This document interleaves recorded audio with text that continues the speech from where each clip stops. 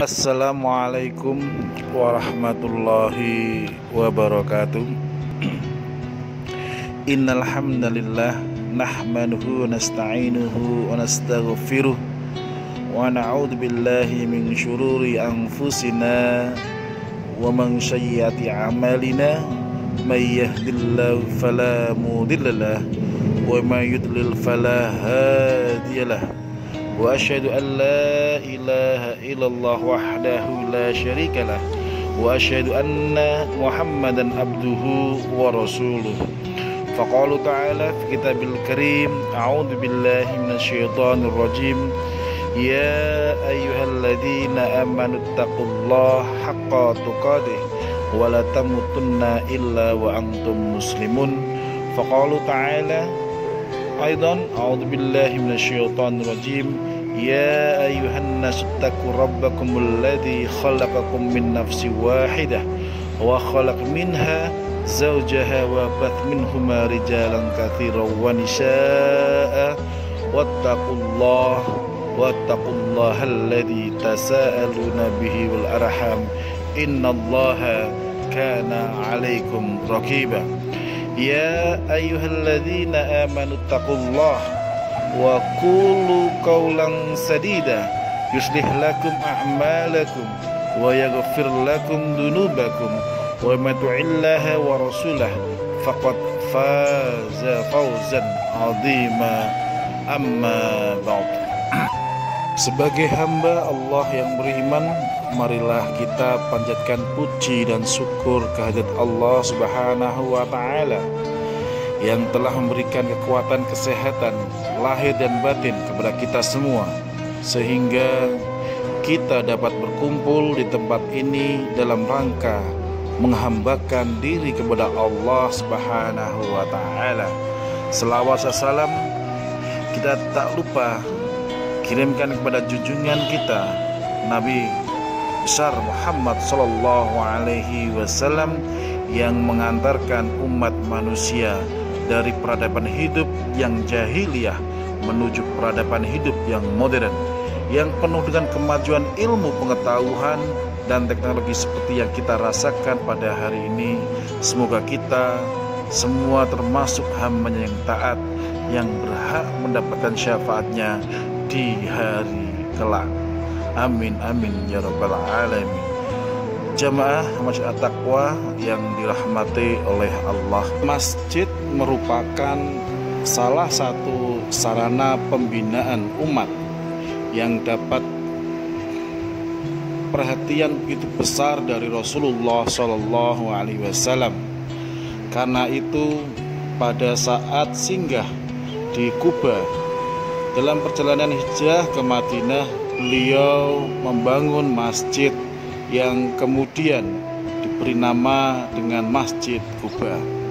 Bahkan ketika sampai di Madinah, bangunan pertama yang didirikan adalah masjid yang kemudian diberi nama dengan Masjid Nabawi. Jamaah Masjid At-Taqwa yang dirahmati Allah, tentunya keutamaan memakmurkan masjid adalah setiap amal yang baik pasti ada nilai keutamaan yang telah ditetapkan oleh Allah Subhanahu wa taala dan Rasul-Nya. Keutamaan yang sedemikian besar memotivasi kaum muslim untuk selalu melaksanakan kebaikan itu.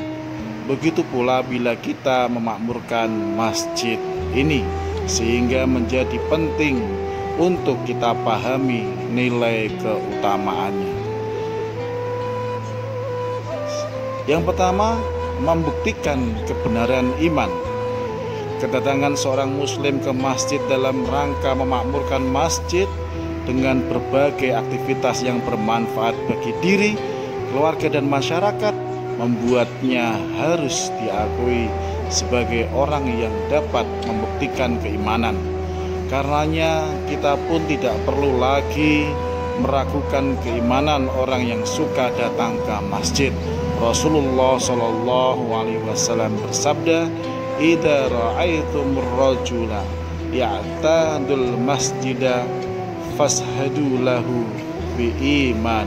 Apabila kamu sekalian melihat seorang biasa ke masjid, maka saksikanlah bahwa ia benar-benar beriman. Yang kedua, adapun keutamaan mendapatkan perlindungan pada hari kiamat. Orang yang sering datang ke masjid dalam rangka memakmurkannya menunjukkan bahwa ia memiliki ikatan batin dengan masjid. Kecintaan kita kepada masjid memang seharusnya membuat hati kita terpaut kepadanya sejak kita keluar dari masjid hingga kembali lagi ke masjid. Manakala seseorang telah memiliki ikatan hati ini yang begitu kuat dengan masjid, maka dia akan menjadi salah satu kelompok orang yang kelak akan dinaungi oleh Allah pada hari akhir. Rasulullah SAW bersabda, ada 7 golongan orang yang akan dinaungi Allah yang pada hari itu tidak ada naungan kecuali dari Allah. Yaitu salah satunya adalah seseorang yang hatinya selalu terpaut dengan masjid ketika ia keluar hingga kembali kepadanya. Apabila hati seorang telah menjadi atau memiliki rasa cinta dan terpaut kepada masjid, tidak hanya akan membuat ia betah jika berada di dalam masjid, tapi juga pembinaan yang didapat dari masjid akan memberikan pengaruh yang sangat-sangat positif terhadap seluruh aktivitasnya di luar masjid. Adapun keutamaan yang ketiga, yaitu ketika kita memakmurkan masjid, maka derajat yang tinggi dan ampunan oleh Allah. Mencapai derajat yang tinggi dan memperoleh ampunan dari Allah Subhanahu wa Ta'ala merupakan dambaan setiap muslim. Untuk meraihnya bisa dilakukan dengan datang ke masjid dalam rangka memakmurkannya. Manakala seorang suka ke masjid, maka langkah-langkah kakinya akan dinilai sebagai penghapus dosa dan mengangkat derajat. Rasulullah SAW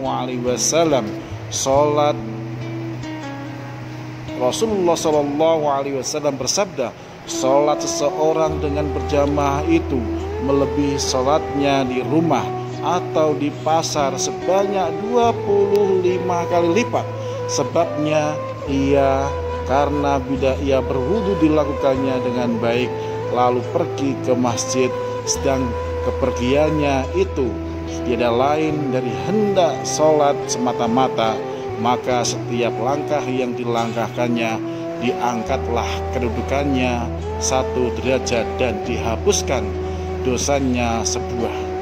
Dan jika ia sedang sholat, maka para malaikat memohon untuknya rahmat selama ia masih berada di dalam sholat itu selagi ia belum berhadas. Kata mereka, ya Allah, berikanlah orang ini rahmat, ya Allah, kasihinya dia. Dan orang itu dianggap sedang sholat sejak ia mulai menantikannya. Di dalam hadis lain Rasulullah juga bersabda, barang siapa yang bersuci di rumahnya kemudian ia berjalan untuk mendatangi salah satu masjid di antara masjid-masjid Allah demi menunaikan suatu kewajiban dari kewajiban-kewajiban yang ditetapkan Allah, maka salah satu dari setiap langkahnya itu akan menghapus dosa serta langkah yang satunya lagi akan mengangkat derajatnya. Fadilah yang keempat tentang memakmurkan masjid yaitu ketenangan dan rahmat. Memakmurkan masjid membuat seseorang muslim akan memperoleh ketenangan, rahmat, dan kemampuan melewati jembatan menuju surga.